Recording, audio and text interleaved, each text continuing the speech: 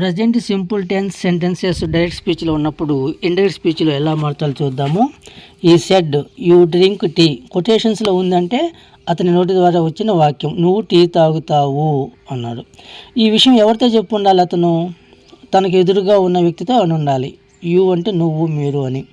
ఆ ఎదురుగా ఉన్న వ్యక్తి ఇతను అన్న విషయాన్ని పట్టించుకోవాలా, వినపడలా. అప్పుడు మనల్ని అడిగాడు, మనం మూడో వ్యక్తి అనుకుందాం, అతను ఏంటి చెప్పింది అని. అప్పుడు మనం ఏం చెప్తాం? నువ్వు టీ తాగుతావని అతను అన్నాడు అనాలి. అంటే ఇక్కడ డైరెక్ట్ స్పీచ్లో అతను వాడింది యూ, మనం చెప్పేది కూడా యూ. ఎందుకంటే అతనికి కానీ మనకు కానీ ఎదురుగా ఉండే వ్యక్తి యూ అవుతాడు. ఇది ఇంపార్టెంట్. రెండోది, ఆ చెప్పిన వ్యక్తి మనల్ని ఉద్దేశం చెప్పాడు అనుకుందాం, మన వైపు తిరిగి. ఆ ఎదురుగా ఉన్న వ్యక్తికి వినిపించలేదు. ఏంది చెప్పింది అతను అంటే అప్పుడు ఏం చెప్తాం? నేను టీ తాగుతానని అతను అన్నాడు అంటాం.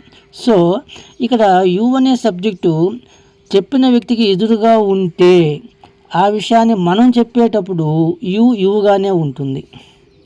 లేదా ఆ చెప్పే వ్యక్తి మనల్ని ఉద్దేశించి చెప్పినప్పుడైతే ఆ యు మనం అవుతాం. మనం ఎదుటి వ్యక్తికి చెప్పేటప్పుడు ఏమవుతుంది? ఐ అవుతుంది. డైరెక్ట్ ఇండైరెక్ట్ స్పీచ్లో చెప్పేటప్పుడు ఎవరితో ఎవరి గురించి చెప్తున్నారు అన్నది గమనించాలి. ఎందుకంటే చెప్పే వ్యక్తి చెప్పేటప్పుడు ఒక సబ్జెక్ట్ ఉంటుంది, మూడో వ్యక్తి చెప్పేటప్పుడు ఆ సబ్జెక్టు మారిపోతుంది. సబ్జెక్ట్ అంటే కర్త. ఇక చూడండి, he said we drink tea, మేము టీ తాగుతాము. అతను చెప్పిన వాక్యం ఏంది? మేము టీ తాగుతాము అన్నాడు. ఇక్కడ వీ అంటే ఎవరు? అతనితో పాటు కొంతమంది అయి ఉంటారు. ఇప్పుడు మనం ఏం చెప్పాలి ఆ విషయాన్ని? ఇంకొక వ్యక్తికి వీ అని చెప్తామా?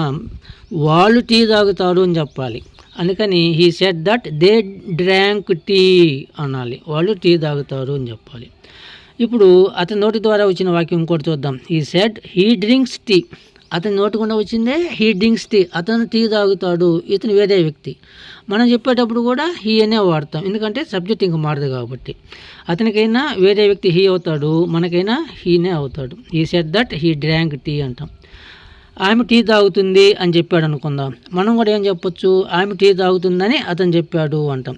కాబట్టి రెండిట్లో షీ అలాగే ఉంటుంది. He said she drinks tea, he said that she drank tea అంటాం. అతని నోటి ద్వారా వచ్చిన వాక్యము దే డ్రింక్ టీ, వాళ్ళు టీ తాగుతారు అన్నాడు అనుకోండి, మనం కూడా వాళ్ళు టీ తాగుతారనే చెప్తాం. ఇక్కడ సబ్జెక్టు మారదు. He said they drink tea, he said that they drank tea. ఈ విధంగా డైరెక్ట్ స్పీచ్ నుంచి ఇండైరెక్ట్ స్పీచ్తో మార్చేటప్పుడు సబ్జెక్ట్స్ కర్తను కరెక్ట్గా మార్చాలి, టెన్సెస్ కూడా కరెక్ట్గా మార్చాలి. ప్రజెంట్ టెన్స్ నుంచి అదే టెన్స్ పాస్ట్ టెన్స్లో చెప్పాల్సి ఉంటుంది. మరికొన్ని ఉదాహరణలు నెక్స్ట్ వీడియోస్లో చూద్దాం.